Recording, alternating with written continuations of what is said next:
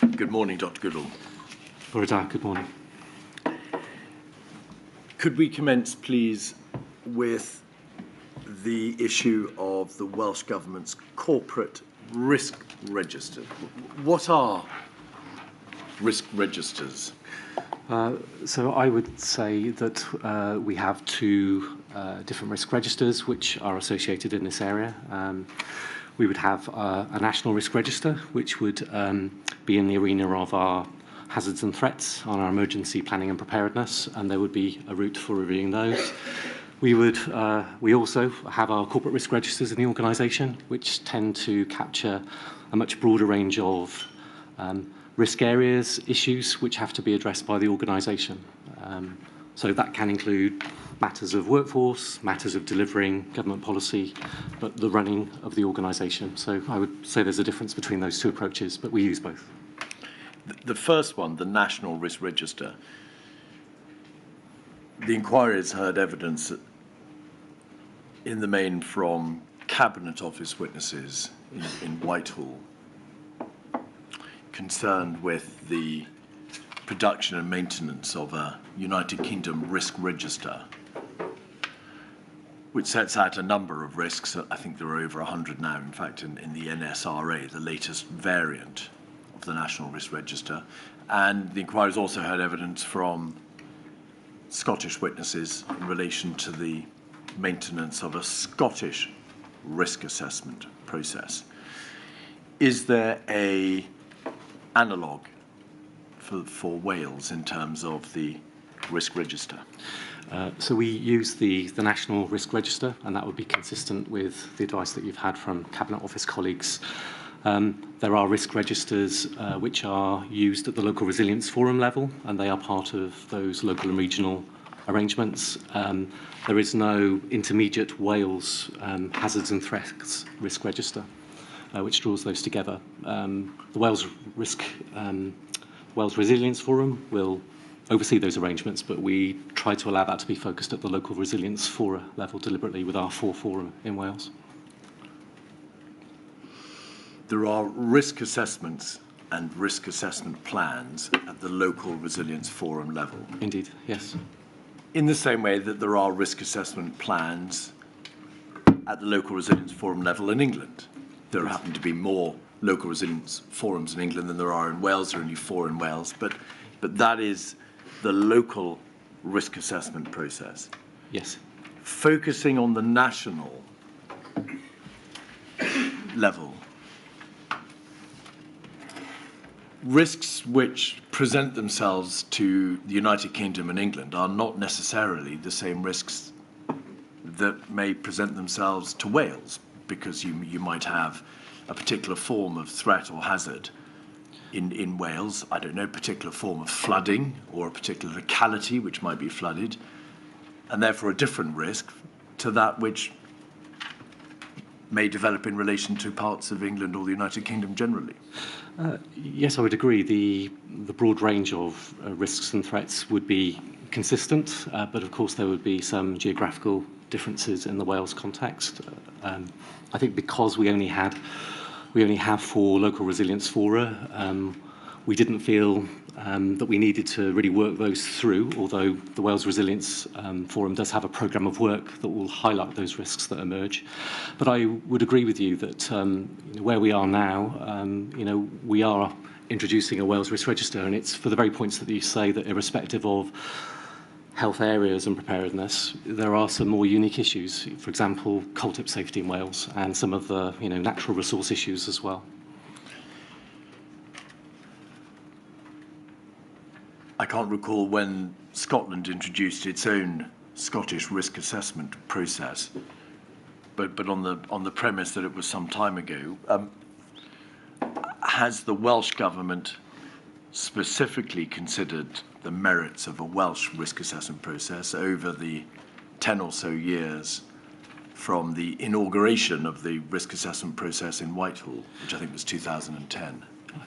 I think certainly with the transfer of responsibilities in 2018, I think that was in our thinking to look to convert it. But in some respects, we were not looking to, at that point, duplicate some of those UK-wide areas because it felt that they were providing the appropriate backdrop to the hazards and threats that we were facing at that time. In terms of our current thinking, and indeed reflecting on our own lessons and actions that we've adapted, that is absolutely part of our thinking now, that we do need to represent it in that way. So there is a Wales risk register in respect of those hazards and threats under review at this moment by the current resilience team. You refer to thinking. Is there any guidance or paperwork to which we may refer ourselves where this issue has been specifically considered by the Welsh Government? I would have expected that as we absorbed those responsibilities in 2018, it would have formed a pattern of work to review, not because that was being pressed at that time, but the reality was in 2018, our resilience attention had just switched, and we weren't able really to discharge some of those early expectations from sector assurance plans. So there is no documentation as such, but I know there had been some thinking over that previous time, relying on actually the individual risk assessments that came up from the local resilience forum. And I said that was translated in document style into the programme of work for the Wales Resilience Forum. Dr. Goodall, I'm sorry to press you. You say there was a pattern of work and thinking was done in a document style. Was a document drawn up in which the issue of creating a Welsh risk assessment was debated? No, I'm just reflecting that there was no document at that time. Right. In hindsight, and it must surely follow, because the Welsh Government's position now is that there is a need for a Welsh-centric risk assessment process, that was an error. It should really have been done at the time that the transfer of functions order was made in 2018, so that there would be a risk assessment structure to which these new executive functions from Whitehall could be attached. Yes, it helps the clarity of the functions and responsibilities that moved across, and that helps to clarify change from support and de facto leadership arrangements into the coordination role. So yes, I would agree. And as I've said, our current thinking and experience and activities that are taking place are actually looking to produce an intermediate Wales risk register that reflects our own priorities in Wales. You've now used, if I may respectfully suggest, another euphemism. You're looking to produce. Has the process started of writing a risk assessment process for Wales? Yeah, the resilience team is reviewing and has instigated arrangements to look at a Wales risk register. Has the decision been made to produce a Welsh risk assessment process and register? Those arrangements haven't been endorsed by ministers, but the resilience team have actually been producing a Wales risk register as one of our lessons learned. Has that team made a decision on a piece of paper saying the time has come to seek ministerial approval for the creation of a risk assessment process for Wales? The team has not done that in line with your wording, so no. So that's the first part, the national risk assessment process.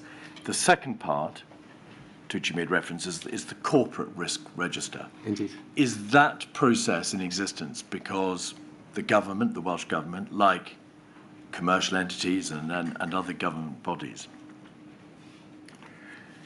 is required to assess what risks may face that particular entity, the Welsh Government, and obliged to identify the steps that are required to mitigate the risk, to ensure that the consequences that would normally flow from that risk developing can be addressed? Yes, in respect of Welsh Government as an organisation, and in respect of capturing the risks and issues that the organisation is facing itself, yes. Could we have, please, 128968?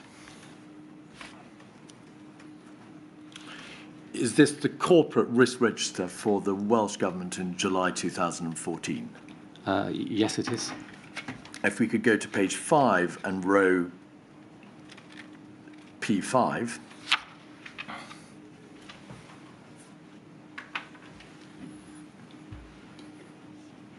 Thank you. So page 6, actually. P5 says resilience major emergencies.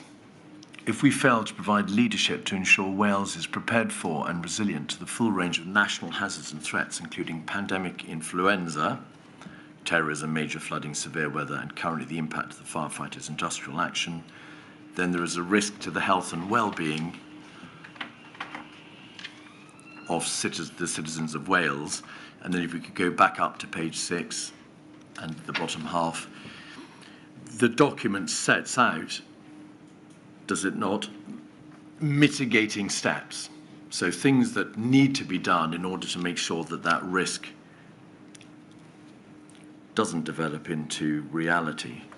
And the controls are comprehensive governance structure, links with responder agencies, liaison, investment in facilities and communications, emergency contact arrangements, the existence of a Pan-Wales response plan, ministerial agreement to strategies, in particular the 2011 document, and Welsh government-led pandemic influenza group meeting. So all, I suppose, the various moving parts of the Welsh government and what it's doing in relation to meeting the risk of pandemic influenza. Can you tell from this document, Dr. Goodall, what the overall view was of the state of those mitigating actions? So does the document tell you whether or not the Welsh Government believes that it has adequately addressed the risk by virtue of its mitigating actions? Is there a reasonableness or a critical review of the overall state of play in this document? It sets out the initial assessment of the risk, which is the score of 20. That scale runs up to a maximum of 25, and it provides the score on the right-hand side after those actions have been deployed, which, allowing for the actions that are set out under the control section, gives that a residual score of 12. So whilst they don't read across individually and directly to that number, they would be capturing in around a view that there was a sense of assurance about the actions that were taking place at that stage. And this would have been in the run-up to some of the exercise Cygnus type arrangements as well at that time. Can you tell from the colour coding on the right-hand side the degree of reasonableness of the actions that were being taken? So is this a category red, major risk, impossible to mitigate, or an orange risk, which is, that's all right, we've identified reasonable mitigating steps and we think the risk is now reduced, or is there some sort of other categorization? No, it would be your latter description, which it would be indicating that there was a view that those mitigating steps would have reduced the overall risk assessment score. To what sort of level? To an amber level. And what does amber mean? Amber means that need to keep it under observation, under consideration. It's not at the highest level of escalation for actions. All right. Can we now move forward, please, to the analogous entry for June 2019, just before the pandemic, 215558, please.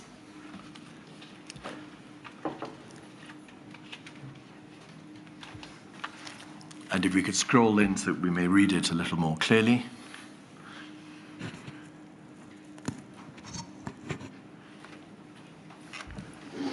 For Q1, 2019 to 20, the risk is identified as a disruption event affecting people, places, finances, communications, and IT. If there is a significant disruption event, whether an act of God or planned attack or event, the Welsh Government may struggle to recover its operations quickly and effectively, so that continuity of business critical activities is lost.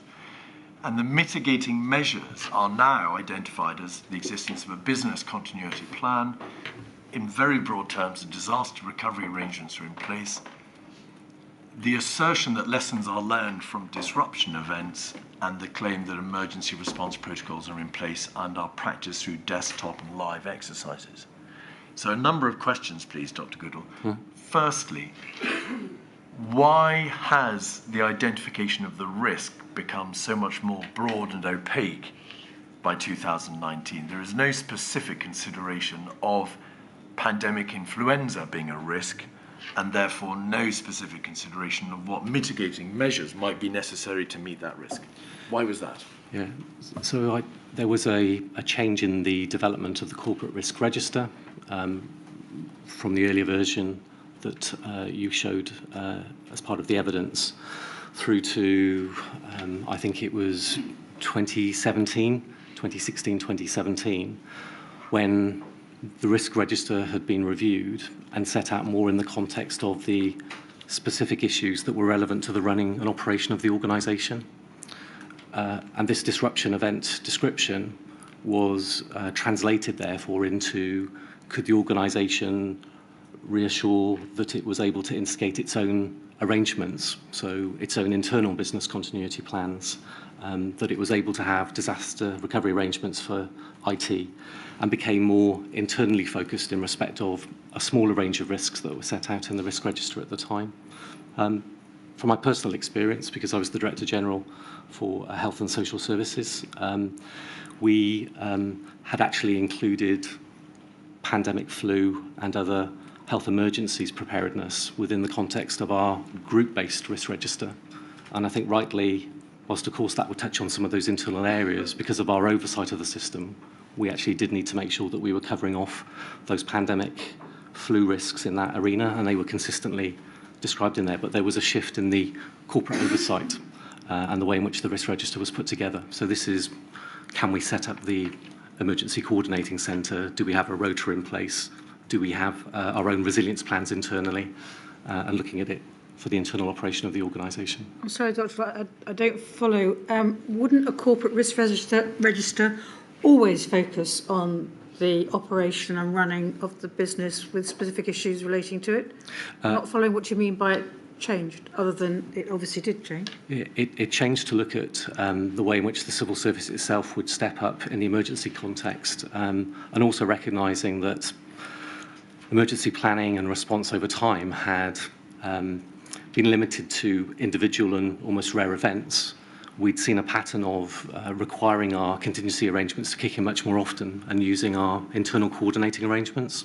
So there was a decision that was taken corporately reflecting on risk register arrangements, and that decision was manoeuvred through. It was a much smaller list of corporate risks that were held at that level. Dr. Goodall, can I ask you, as you answer, please, to slow down a little? Of course. Going very fast for the stenographer. Of course. Dr. Goodall, this is a risk register for the entirety of the Welsh Government, is it not? It is the Welsh Government Corporate Risk Register. Yes, it's the Welsh Government Risk Register for the operation of the civil service of the organisation, yes. Yes. And risk registers are meant to identify risks facing the particular body to which the risk register relates, namely the Welsh Government and its administration and governance. Influenza pandemic was generally regarded as the greatest risk facing the nations of the United Kingdom. It was a tier 1 risk in the United Kingdom risk register. So why, if it is or was the greatest risk facing generically the Welsh Government, was the consideration of that risk, the detail of that risk, the proposed mitigation of the risk, the actions required to meet that risk, downgraded by virtue of being put into the Health and Social Services Group Risk Register, which is not the Welsh Government. It is one part of the Welsh Government. It is the Health and Social Services part of the Welsh Government, and necessarily then taken out of the generic Corporate Risk Register. Simply at the time, the risk register was developed to be more generalised about the response because of the pattern of experiences of other events happening and the need to step up the Wales resilience arrangements. So that was the decision that was taken at the time in development. Do you accept, Dr. Goodall, that the inevitable consequence of that decision was that whilst the civil servants and ministers in the Health and Social Services Group part of the Welsh Government would have been thereafter focusing on the risk of pandemic influenza because it was then in their risk register, nobody outside that group would have been required to focus for the purposes of the risk register on pandemic flu on the part of the Welsh Government because it was no longer in the risk register. I don't feel that represents the position because there was a lot of preparedness activity taking on. I know that Cabinet received updates in 2018 and in fact had instigated sector resilience plans from all of the sectors in Wales which were explicitly on pandemic flu, and that would have reflected the seriousness and the high level of risk associated with it. But there is a danger in looking at the risk register that whilst it covers a series of individual areas, that you would lose some of that expectation within the organisation if you weren't able to report up those concerns from the health group. I agree. You make, if I may respectfully suggest, a good point, which is that, of course, work and preparation continues by the by. But would you agree that if you take out of a formal quasi-legal document which is designed to ensure that the leaders of the Welsh Government focus on the greatest risks which face the government as a whole and the people of Wales, there will inevitably be a tendency to take your eye off the ball because nobody is saying, right, what must we do? Our own risk register says this is the greatest threat that we face, or a hazard that we face. We must focus specifically on what we're doing to meet it. I'm concerned that it is possible that organisations would shift their attention. I would hope that the manner in which we continue to focus on the hazards and threats and that risk profile in terms of the oversight of the Wales Resilience Forum would have kept that attention. And certainly we continued with our preparedness activities through that period of time. And of course I had the opportunity to raise any additional concerns from the Health and Social Services Group perspective because we were overseeing those arrangements within the detail of those plans as well, where pandemic flu did feature. Mr. Vaughan Gething, who was firstly Deputy Minister for Health and then subsequently until the 13th of May 2021 Cabinet Secretary for Health, Wellbeing and Sport, has provided a statement to the inquiry in which he says this: preparedness was not a particular focus of interest or concern in government, the Senate or outside, and I don't remember any significant questioning on the topic either in government, the Senate or in the media or elsewhere. And elsewhere in his statement he says preparedness had not featured prominently before in my work. That changed when I had a part in exercise Cygnus. That would tend to suggest, Dr. Goodall, that at a high general level, whilst individual parts of the Welsh Government were getting on with doing what they felt they needed to do for preparing the Welsh people for the Tier 1 risk of a pandemic influenza, there was an absence of particular focus by the government on preparedness. Would you agree? I know the Minister was very personally involved in exercise Cygnus, but we would have taken some confidence in, at that point, the moderated schools. But I note the Minister's statement, and we would have raised those issues with the Minister if we had had significant concern about our response and preparedness at that time. But I know that he obviously had reflected, given his involvement in exercise Cygnus, about its significance. Had the risk rating for disruption events, including pandemic influenza, gone up between 2014, the first chart we looked at, and 2019 to 20? The overall risk rating and whether or not the risk had been mitigated. The overall risk score stayed at the same very high level. And what about the risk score after the mitigating events are taken into account? The mitigation score had dropped from 12 to 8, and as I said, we had used that more in terms of the internal triggers for business continuity. So there was a different assessment but the score had gone down from 12 to 8. What does that mean, that the score had gone down from 12 to 8? It means that in respect of the mitigations and that more general view, there was a view that those areas would give a degree of confidence about the responsiveness of the organisation and the triggers that we'd utilise internally in the organisation. May we be clear, please, Dr. Goodall? The reduction from 12 to 8 signified an appreciation or acknowledgement by the Welsh Government that the mitigating features, the measures it had identified to meet that risk, were no longer as effective as they had been in 2014. Their impact had been diluted. Is that not right? The score here would mean that there would have been more confidence that the arrangements were working. That would have come back on experience of instigating some of these arrangements like disaster recovery over that previous time. So it's a lower residual score. It was at that time showing a high level of assurance. The risk has gone down from 8 out of 25. As it was, the state of preparedness has got better according to this risk register. Indeed, yes. It had dropped from 12 to 8, yes.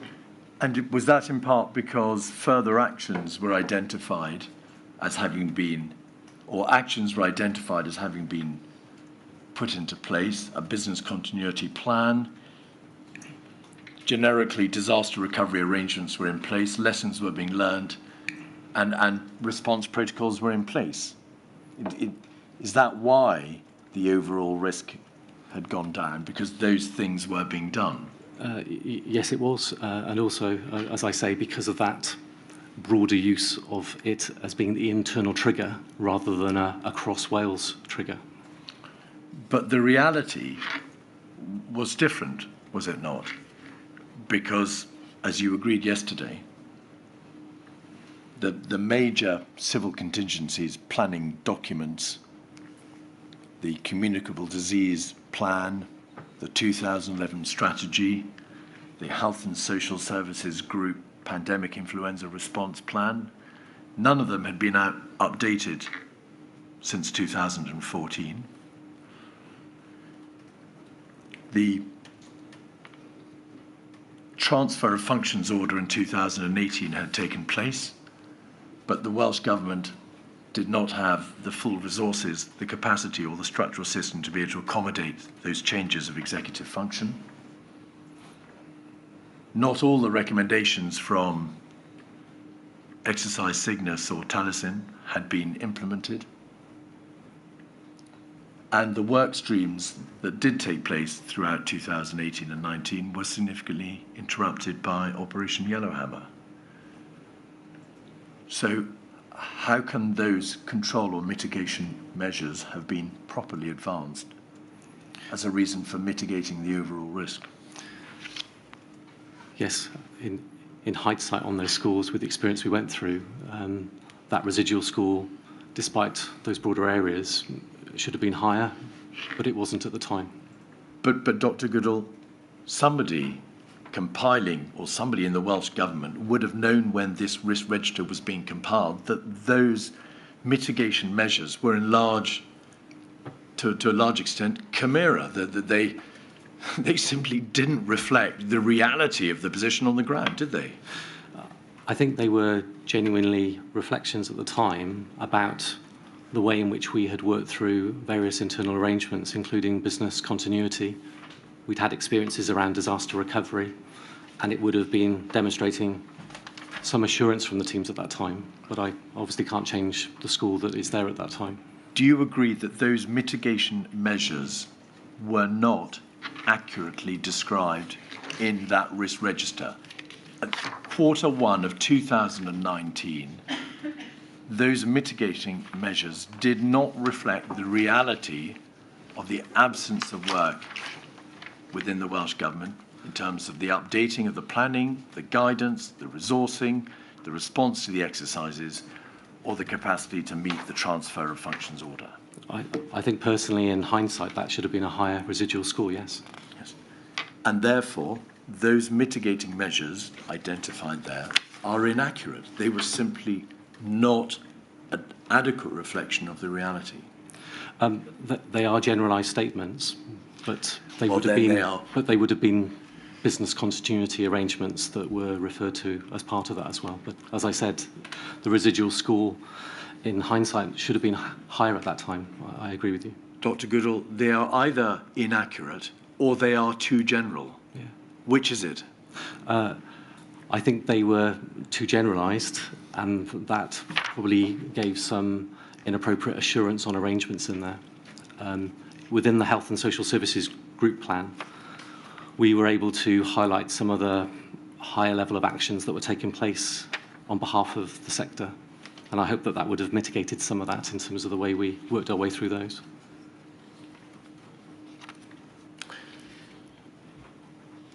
Briefly turning to some of those plans and the guidance, do you agree that the 2011 strategy, the UK pandemic influenza strategy, was not updated before the pandemic struck, insofar as Wales was concerned, and that as it happened, doctrinally, strategically, it contained, as the evidence now very plainly establishes, a number of flaws? Would you agree with that proposition? I agree it wasn't updated, and I do agree, given the emergence of novel coronavirus pandemic, that there were a number of assumptions in there that directed us to not plan for a range of areas, and that might have included mass gatherings, non-pharmaceutical interventions. We would have been reliant more in a pandemic flu response for a series of opportunities to treat, to vaccinate, to use antivirals, almost as an initial response, and we simply didn't have that within the coronavirus response. But I do agree that there were a range of areas in there which were not looking to contain mechanisms, and therefore more focused on those non-pharmaceutical interventions would have genuinely helped in the response. And were all the pan-Wales or Wales-centric health emergency pandemic influenza-related guidance documents all similarly tainted by that strategic error? So presumably the 2011 strategy, which was a UK document, was looked at by the Welsh Government, which would then rely upon it for the purposes of drawing up its communicable disease guidance, its health and social services group pandemic guidance, its civil contingencies guidance, its pan-Wales response plan, and so on. But they were all drawn, weren't they, strategically from that original single United Kingdom document? Yes, the UK document directed and was the framework that we all worked within. It set out the strategy, and that would have translated through. It would have been different with some of the arrangements, like the outbreak plan for Wales, because given the particular focus there would have been a focus on containment rather than the pandemic flu principle, which was an expectation that it would get to a level of community transmission. And therefore, because the 2011 strategy failed to recognise, through the inherent unpredictability of respiratory viruses, that there may be a non-influenza catastrophic outbreak with different incubation periods, different transmission levels, different viral load impact. None of those issues or the associated countermeasures that might have been drawn out to deal with those problems were addressed in any, as with Scotland, pan-Wales documentation. Yeah, there was a strong focus on beyond the detection and assessment stage to be able to use in a pandemic flu context treatments and antivirals and to deploy those, and that was unavailable to us with the coronavirus pandemic. On the updating of documents that you raised, we did update the pan-Wales response plan in 2019. We updated the health group response activation in 2019 as well. But it would be right to say that even if we had updated the plan back in 2018, I don't feel that those underlying principles would have necessarily changed at that point. And of course, even if we had updated them in Wales, we would have updated them again because of a UK set of changes. whatever the variants, whatever the updates, they were still harnessed to that strategic yoke from the original document. Indeed. And the inevitable consequence of all that wasn't it, that in the early weeks of COVID, and I refer now to a statement from Mr. Kilpatrick, it became absolutely apparent that the model, which had to be drawn up from scratch in the early days of February and March 2020, simply didn't align with the Public Health Wales Communicable Disease Outbreak Plan, which of course was the sole plan that Wales was relying upon for dealing with a communicable disease outbreak. It just didn't help them at all. Yeah, the outbreak plan would have tended to have been focused on outbreaks in a more local setting and would tend to be discharged within the local resilience fora setting. And obviously the translation to a national level would have been something different. Certainly in reviewing the infectious diseases emergencies plan for Wales, that also was not really focusing on the broader sort of societal issues that were under review by the UK pandemic flu plan, and that equally would have needed us to step in differently at that kind of national level. I mean, my view is that we were using the plans as the basis of our response, that it gave us foundations, and certainly that would be true of the Pan Wales response plan, but we had to adapt very quickly to the emerging situation and the knowledge that was coming through very, very quickly at that time. All right. Now, may we then turn, please, to plans, away from plans to exercises. The two major exercises with which we need to be concerned are exercise Talison and exercise Cygnus, are we not? Exercise Talison was in 2009. Well, was that a Welsh government or a United Kingdom exercise? That was actually a United Kingdom exercise. We discharged it very significantly, though, in Wales. I actually remember being part of that exercise at the time because I was 2 years into being a chief executive. And was that an exercise which took place contemporaneously with the swine flu outbreak, and therefore was able to pick up some of the lessons that were learned necessarily from the outbreak itself? Yeah, it almost immediately went into the early part of the swine flu outbreak as the exercise was taking place literally within 24, 48 hours. Could you describe for us, please, the width of that exercise, how significant it was in the general pantheon of exercises? Because it was in two parts, I think. That the first part addressed the technical and procedural aspects of communications between local resilience forums, the 4 resilience forums in Wales, and the strategic coordinating centres which deal with the response as opposed to planning. And the second part of the exercise appears to have been, and it took place on a single day, with examining the strategic decision-making of the strategic coordinating groups. So it appears in general terms to have been addressing the mechanics and the working practices of that lower level in the civil contingency structure, the local level. Is that a fair summary? Yes. At the time, I was a local health board chief executive and would have had involvement in those arrangements and through, my organisation at the time. But yes, it was looking to test the resilience of those local agency relationships and absolutely in the context of the local resilience fora structures as well. Of course, that was up through the coordination mechanisms up at the Welsh level as well. So the exercise didn't address directly the workings, in fact, of the central Welsh government. So the workings of the cabinet of the First Minister or the directorates, including health and social services, or that part of the government. But of course, they were the bodies that would receive whatever information was coming from the local resilience forums and the strategic coordinating groups. Well, I would say, and I think they were absolutely focused on ensuring that those local resilience arrangements worked, and responder organisations were part of it. But in the context of working in Wales, the structures would have come together at the national level as well, and there would have been involvement at that time from the Health and Social Services Group, its equivalent.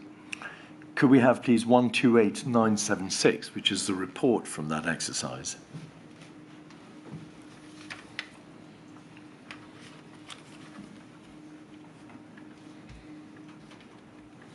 Exercise Talison Swine Flu Structured Debriefing Report. It took place in the Emergency Coordination Centre on the 18th of November 2009, although there was an earlier day, as I suggested, I think in April, where there was an exercise from 8 till 8 in the evening for strategic coordinating groups and local resilience forums. It was prepared for the Wales Resilience Partnership team, and if we could go, please, to page 13, I think we'll find the recommendations or conclusions.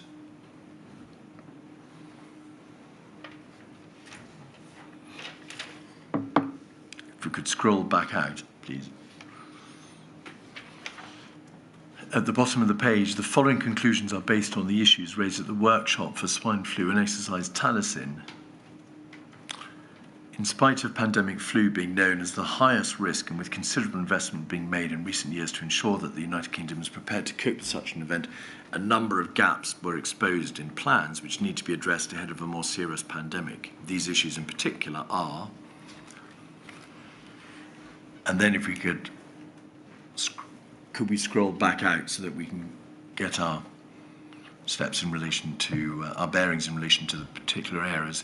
Excess deaths, social care, schools and early years setting, and over the page.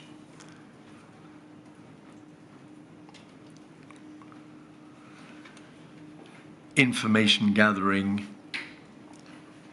cultural approach based on the worst case scenario, and overall the response to swine flu did not fully test the plans in place. So there were some quite serious issues arising out of exercise Talison on the areas which I've identified. To what extent were those areas still the focus of concern at the time of exercise Cygnus, held in Wales, for Wales alone in 2014, 4 years later? So were all these issues addressed, or did they continue to pose concern by the time of Cygnus? Yeah, whilst actions had taken place on those areas, looking at the list, I haven't got the whole list in front of me at this stage, but there were still concerns expressed about clarity of school closure proposals. As I've already indicated, that is something that would also go back to some of the founding principles of the 2011 pandemic flu strategy. The social care, responsiveness and capacity in there, albeit that there would have been actions aside from emergency planning that we would have undertaken to have an understanding of capacity in social care. It's not line managed like the NHS, so it's a different flow of information. And on the excess deaths, whilst I know that there was work that took place at that time, it still seemed that with exercise Cygnus, we still needed to provide clarity. And a lot of that was around the changing assumptions or the challenge to some of the assumptions about potential deaths as well. So I think that was always a point of modelling that seemed to be asking for more assurance in the system as well. And that was repeated for exercise Cygnus. If we look at the Cygnus recommendations, they're in 107136. This is the recommendation document that came, as I've suggested, from that first part of exercise Cygnus. When the United Kingdom delayed its own exercise Cygnus, Wales went ahead with its part of Cygnus in 2014. And we can see that the first paragraph refers to the fact that a Tier 1 UK exercise was meant to be held in October 2014 with 3 phases. There were initially 11 scheduled local resilience forums scheduled to participate in England. They didn't, of course, because that was put off, while Wales had all 4 of its local resilience forums agreeing to take part.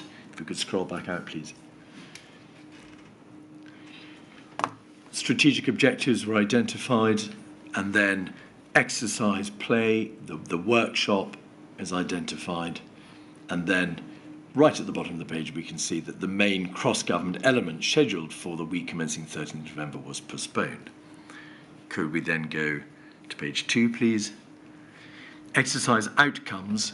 A number of issues were raised dealing with excess deaths, so that was still an issue by the time of exercise Cygnus, as you've just rightly acknowledged. Communication, information demands and situation reporting needs to be centralised to reduce duplication. There needs to be consistency of messaging across the board. Does that mean communication in the sense of media and dealing with the public, or communication between the moving parts in the civil contingency structure? Your latter point, the moving parts of the structures.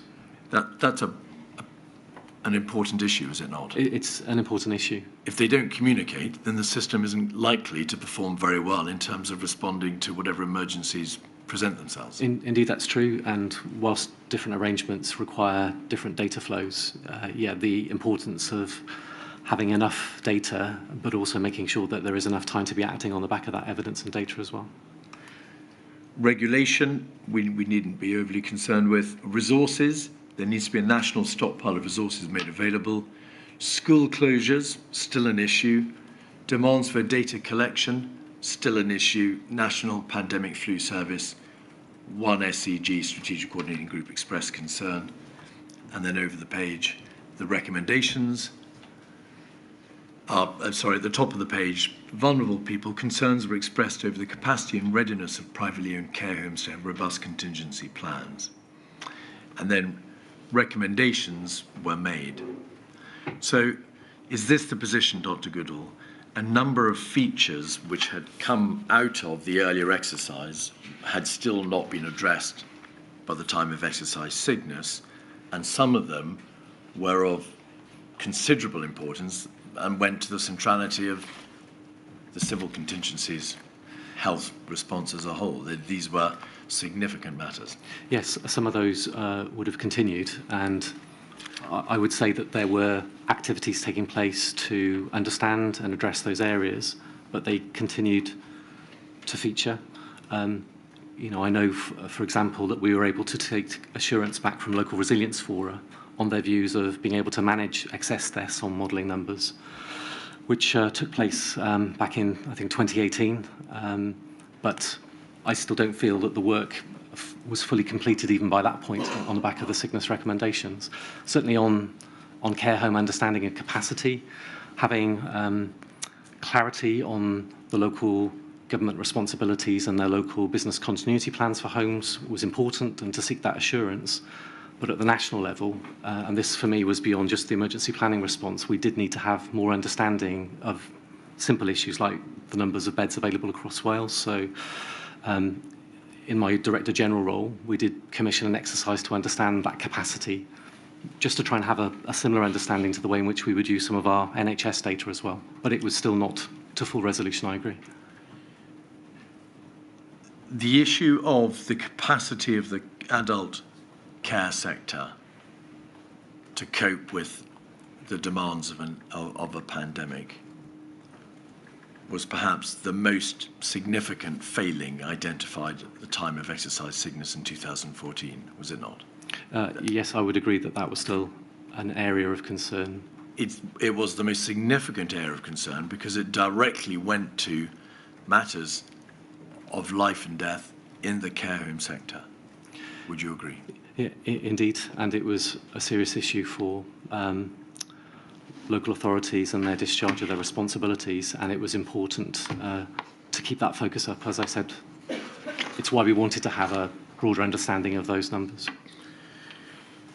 In 2016, the delayed United Kingdom exercise took place, and it was an exercise which Wales participated in because the original exercise Cygnus in 2014 had only been fairly limited, hadn't it? And therefore, it was obviously desirable that the Welsh government took part in the adjourned exercise in 2016.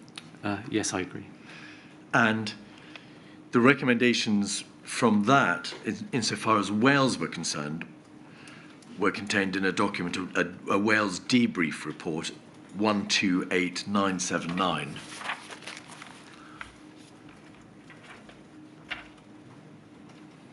October 16. Exercise Cygnus had taken place earlier in October 16, so this is obviously the debrief report. And if we could go, please, just scroll through the first, well, let's have a look at the first page. We can see there the references to the nature of Exercise Cygnus, a Tier 1 UK pandemic flu exercise with full ministerial participation. In Wales, the exercise began on the 14th, continued on the 18th, and it involved, again, multi-agency groups from all 4 local resilience forums. There was the main exercise was on the 19th and 20th, with the CMO leading COBRA officials at a meeting, or leading officials at a COBRA meeting, and the Cabinet Secretary for Health, Wellbeing and Sport, that would be Mr. Vaughan Gething, and the Minister for Social Services and Public Health participating. There's then a reference to the NHS workshop on the 14th and how the Local Resilience Forum pandemic planning checklist and various injects were considered for the purposes of the exercise. And if we could go forward to the next page, there's a reference to countermeasures awareness workshop. And then if you would bear with me one moment, Dr. Goodall. We'll go straight to the recommendations page. But while we wait for that to come up, is it right that the overall position was that there we are, thank you very much indeed, very sharp attention by our brilliant technician. Page 4, recommendations. 1, all organisations were asked to review their pandemic plans. 2, all organisations to ensure the sufficient awareness of what is within the Welsh National Stockpile. 3, all organisations review their local delivery points and antiviral collection points. If we could just scroll further forward one page, we'll see whether there are any more recommendations, and there weren't. So, insofar as Wales was concerned, only a small number of the recommendations from the overarching exercise were relevant. There were more recommendations than that, I think, if you scroll forward. Is that because the recommendations were sections, split up in sections by reference to particular parts of the exercise? Particular parts. So. All right, yes, there we are, page 7. We have recommendations 4 and 5. I believe there were 12 in all. There were 12 within the Welsh context. There were 22, obviously, yes, when the overall Exercise Cygnus recommendations came through, and I would say that they also remained relevant to us, of course. Of the 12 recommendations, of the overall 22 recommendations, the 12 that were relevant to Wales, how many of those recommendations concerned issues which had still not been addressed from the earlier Talison exercise and the earlier Cygnus exercise?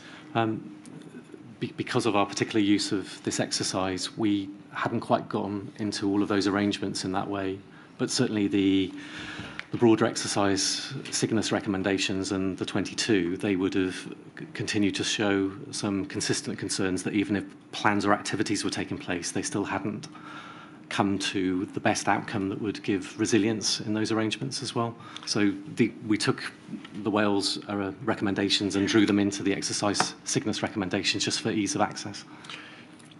The reality was, wasn't it, that the concerns about the adult social care sector had not gone away 2 years later.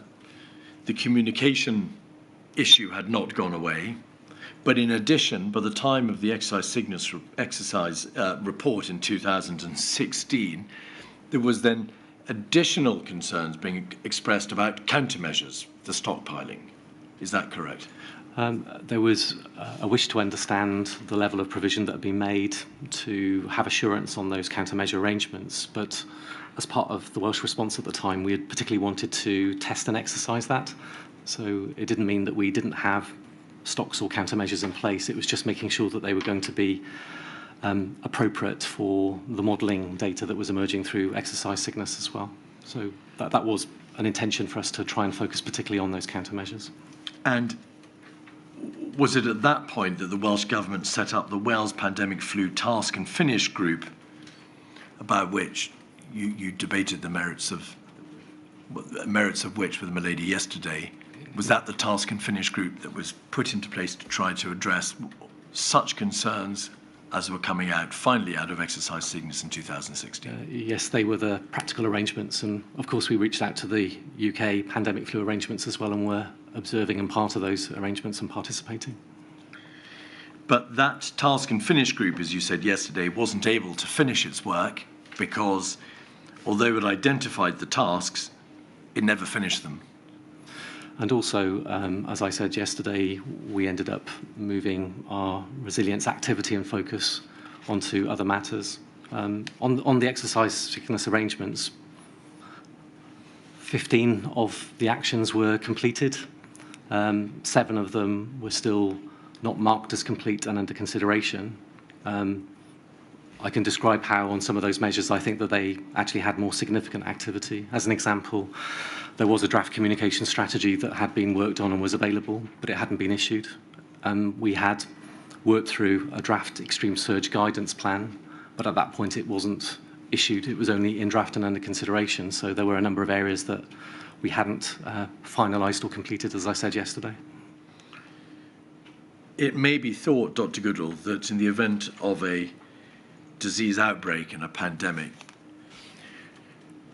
2 of the most vital concerns would be the ability to surge your provision of health services, and a second would be your ability to be able to provide adequate care and resource to vulnerable people, particularly those in the care sector, in order to be able to deal with the terrible consequences of a pandemic. It was those 2 areas, the surge planning and the guidance and the arrangements for the protection of the adult social care sector, that were not addressed by the Task and Finish Group after 2016, even though those were areas which had been flagged up as long ago before as exercise Talison. Correct. Whilst the extreme surge guidance hadn't been issued, it was available as a draft, and ultimately we were able to use that when we were responding very quickly to the coronavirus pandemic. But as I indicated, it wasn't issued. In respect of the care home resilience arrangements, it was really important to maintain a focus on those arrangements, absolutely, and to make sure we were able to take assurance from the sectors and the systems reporting into us. In addition to this incomplete task and finish process, did the Welsh Government, following something called the Pollock Review a few years before, which had been a review specifically commissioned to address why it was that lessons weren't being learned from reviews and inquiries, set up something called the Joint Organisational Learning Strategy, a body called the Wales Learning and Development Group, and then ultimately the Wales Pandemic Flu Preparedness Group, to also look into why learning was not being properly put into place following exercises. It did do that, and it also led to the arrangements put in place, first of all with training, which had been instigated back in 2008, but also the pattern of the annual conferences, both generally for civil contingencies and also for the health sector, that allowed us to be able to draw in those mechanisms with the organisations and the first responder arrangements as well. So they also allowed us to have an understanding of the focus of those activities over that time as well. But that additional, and I'm sorry I've described it repeatedly as labyrinthine process, itself wasn't able to ensure that all the recommendations and the learning from the various exercises were put into place, was it?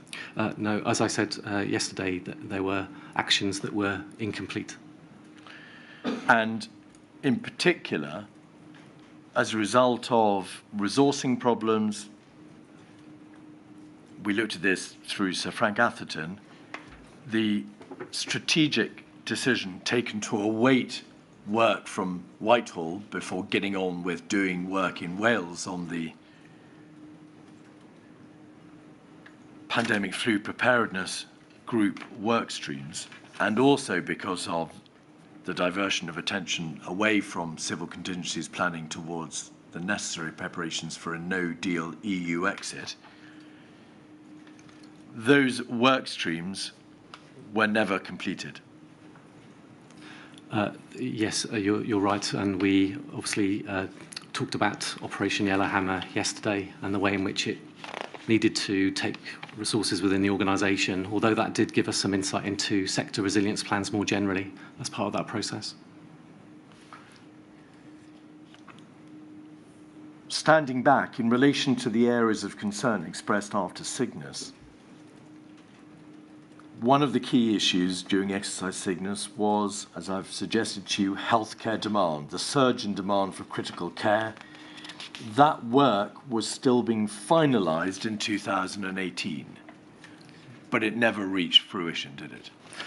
It was still in draft at that time. There had actually been guidance issued on critical care surge earlier, I think back in 2012. It was never updated, was it? It wasn't, no, I do agree with that, although it had been worked on with colleagues and experts within that particular system, but I agree that it hadn't been updated by that point, but there was critical care surge guidance. The consideration that it was thought necessary to give to reviewing and amending the pandemic influenza framework for local authorities and social services providers was never complete. It wasn't completed, but we did, through our resilience arrangements, take assurance from local resilience fora on their preparedness and also from local authorities as first responders on their arrangements. So there was an assurance link through to whether those organisations felt that their plans were sufficiently resilient or robust. There was no national resilience structure, assurance structure put into place in the way that there is in England and in respect of local resilience forums in England. There was no national resilience standard process put into place, a national resilience assurance process by which local resilience forums could be checked, put into place either, was there? There was a self-assessment process for them within the responsibilities that Welsh Government had before 2018, before it had the legal duties. It didn't have the performance and assurance role, but from 2018, it would have allowed us to start discharging those assurance roles. And there was a sector resilience assurance exercise that was undertaken in 2018, and it was in the context of pandemic flu. Was there any non-self-assessment, any external assurance process for checking the validity, the worth, the merits of the plans that were being put into place to deal with the pandemic influenza? It was generally a self-assessment process for LRFs and also for individual organisations. We had used some peer review examples where Welsh Local Resilience Forum would look at each other's progress and make assessments.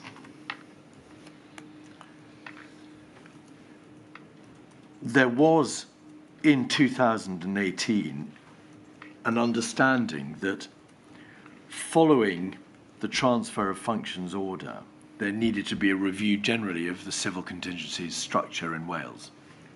Is that correct? Yes, I agree. We needed to understand how we were going to properly and fully discharge those responsibilities.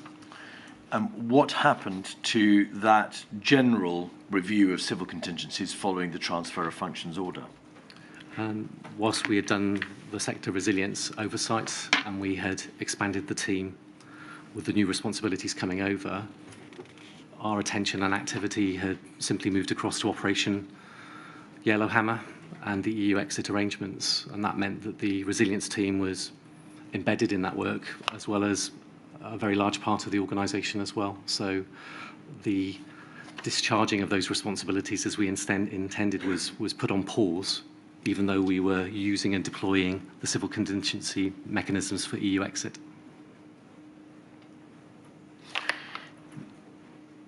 The inability to carry out that review, of course, an inability which existed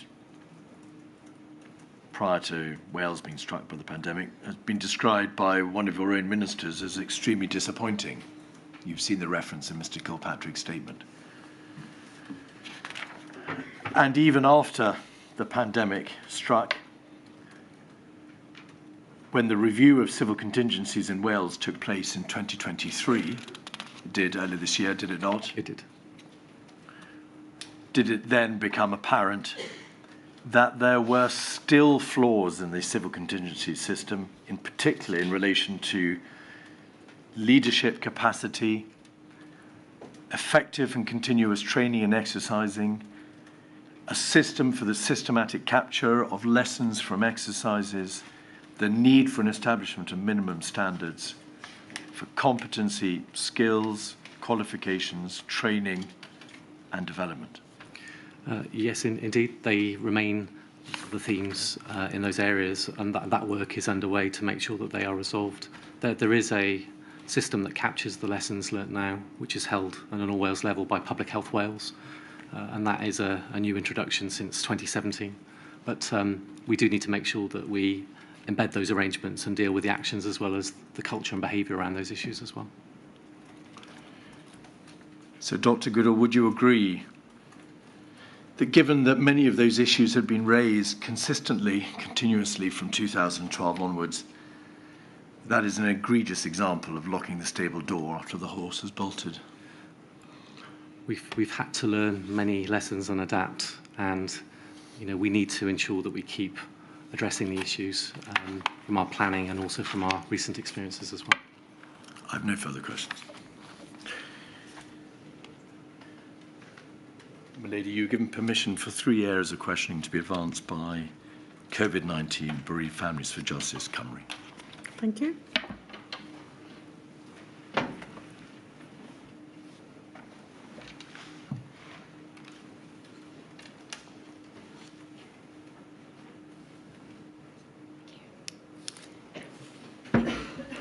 Good morning. I'm Bethan Harris. I appear on behalf of Covid-19 Bereaved Families for Justice. I have 3 questions, Dr. Goodall, and I have 10 minutes, so I'll be keeping an eye on the time. Yesterday, Sir Frank Atherton, when he was giving his evidence, he was referred to a document which had been produced for the Health Protection Advisory Group, and for the reference, that is 177362. I won't take you to that document, but I'd just like to read, first of all, what he said in evidence. He was taken to the document and it was introduced to him as a paper prepared for the committee, that's the Health Protection Advisory Group, in July 2019, 6 months before the pandemic struck. And the document contained within it this statement: the current microbiology/infection services in Wales are fragile and are struggling to deliver on a day-to-day basis the prevention, early diagnosis and frontline support that professionals and the public require. He was asked whether that was not a major concern, and he agreed it was a major concern. I'd like to ask you about a document that you've referred to in your witness statement that you've exhibited. If it could be brought up on the screen, please. The number is 177552. You've referred to it in your 3rd witness statement at paragraph 128. And hopefully that can be brought up on the screen. Thank you. I think it's there. This is a ministerial advice. You see it, Dr. Goodall? Yes, I can. Thank you. Thank you. And it's addressed to the Minister for Health and Social Services. It's dated the 2nd of September 2019. Subject: strengthening and improving the National Health Protection Service in Wales. Box 1, what is the issue you're asking the Minister to consider? This advice summarises the current health protection challenges faced in Wales and sets out the investment needed to meet this challenge and to strengthen and improve our National Health Protection Service. And then it goes on to refer to the actions that are being recommended, which are to increase the revenue that's necessary. And indeed, we heard Sir Frank Atherton refer to the request for additional revenue in this area when he gave his evidence yesterday. I'd like to refer you to what is stated with regards to the context, which is on the next page. If we could kindly go to that on the screen, please. Headed Advice. For context, what is the situation that has led to this advice? First of all, the recent terrorism incident in Salisbury is referred to, uncertainties caused by EU exit, growing threat posed by antimicrobial resistance, increased threat of high-consequence infectious disease such as Ebola, and then goes on to refer to international domestic events, demonstrated fragilities in all the respective national health protection services operating within the UK, which the responsible authorities in all 4 nations are seeking to address. Then it goes on to say, response to these threats relies on the same physical and human infrastructure which is currently under pressure to deliver basic health protection services. Health professionals in Wales are not confident that they could at all times provide an effective response to high-consequence infections or other chemical and biological threats. The National Health Protection Service in Wales is fragile, and the service today is confronted by a number of challenges. These include, and then first of all it refers to a UK-wide shortages of trained staff, and then laboratory estates on many sites which are no longer fit for purpose. The next bullet point, the need for increased ward-based clinical services and services in the communities to support both infection prevention and antimicrobial stewardship.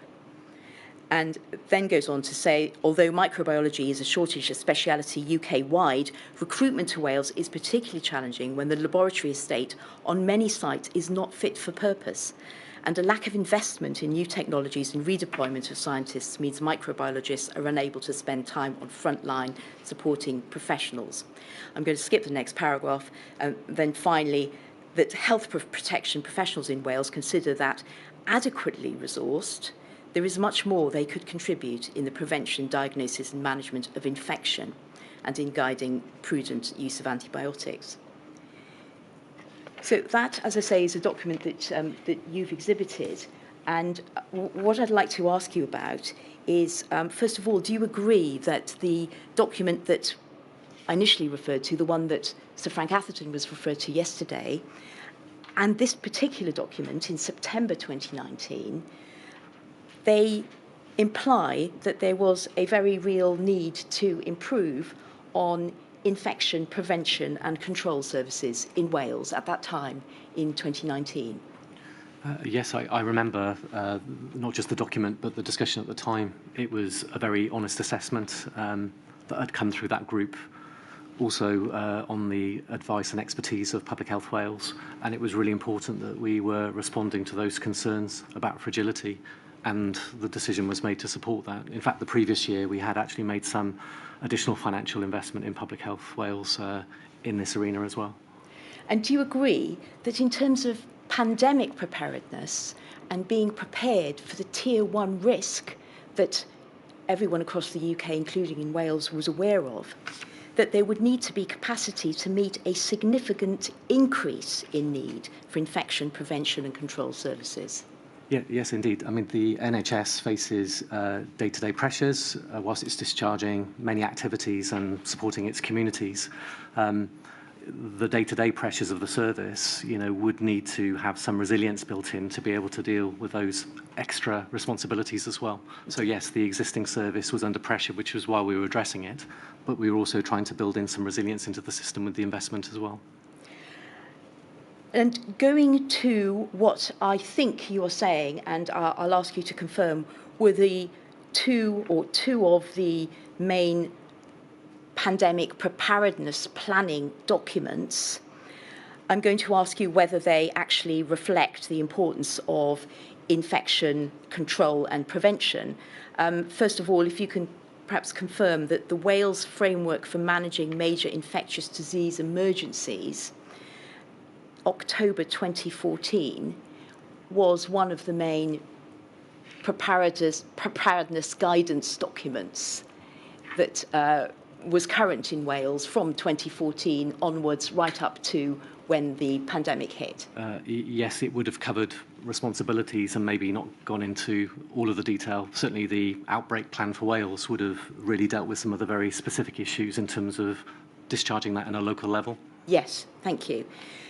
So that's one of the documents, and it's right, isn't it, that that document, the Wales Framework for Managing Major Infectious Disease Emergencies, you may be familiar with its content without me needing to take you specifically to the document, but I'd like to refer you to a passage in it, and it was indeed a passage that was highlighted yesterday, again in Sir Frank Atherton's evidence, paragraph 11.1.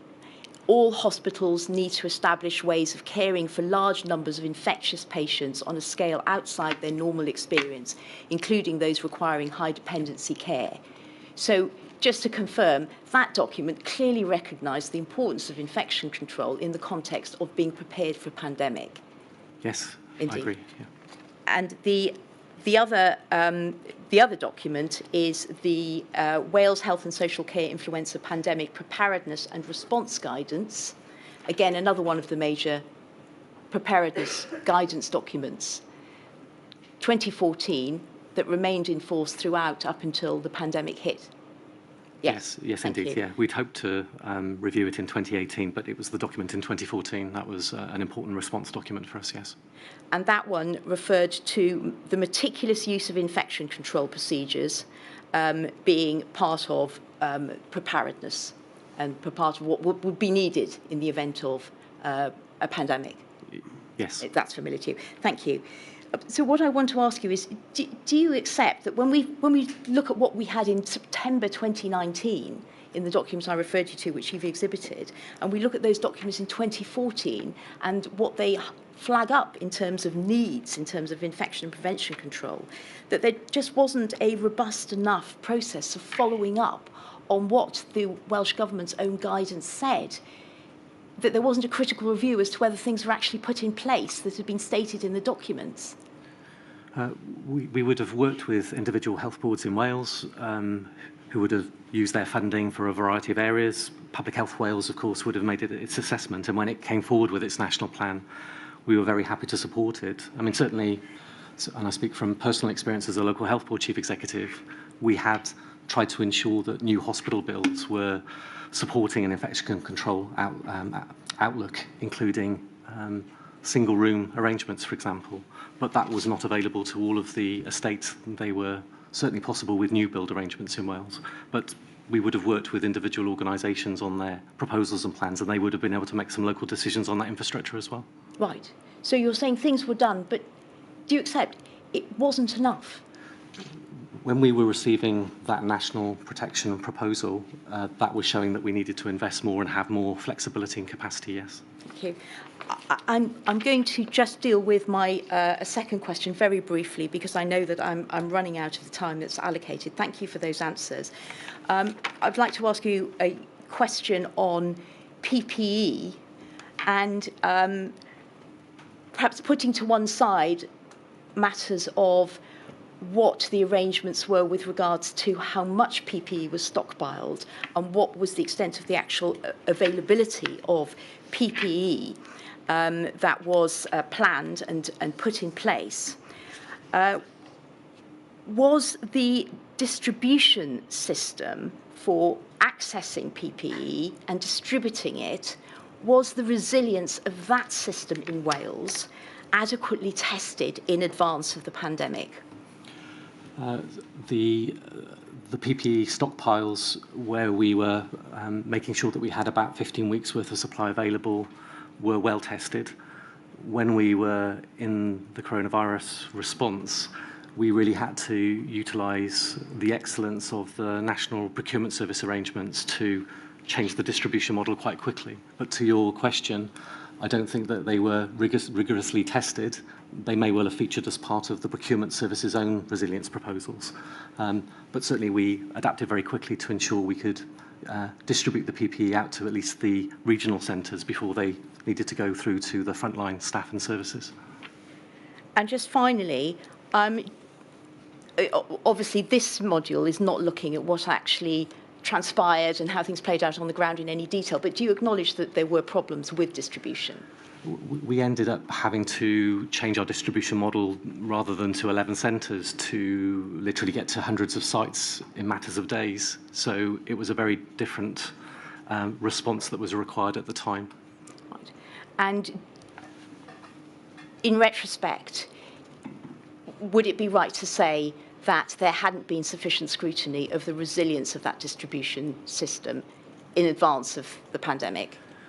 We were assured on the existing arrangements, but at the scale, the severity and the duration of the arrangements, we would have needed to have done more work based on the experience that we had to the coronavirus pandemic. Thank you, my lady. Those are my questions. Thank you very much. My lady, I omitted to ask about one particular area, which I know has been of concern to my lady. The stenographer's been going for a long time. Is it important to deal with it? It's about the Chief Scientific Advisor system in Wales, and I wanted to ask two questions in relation to that, if I may.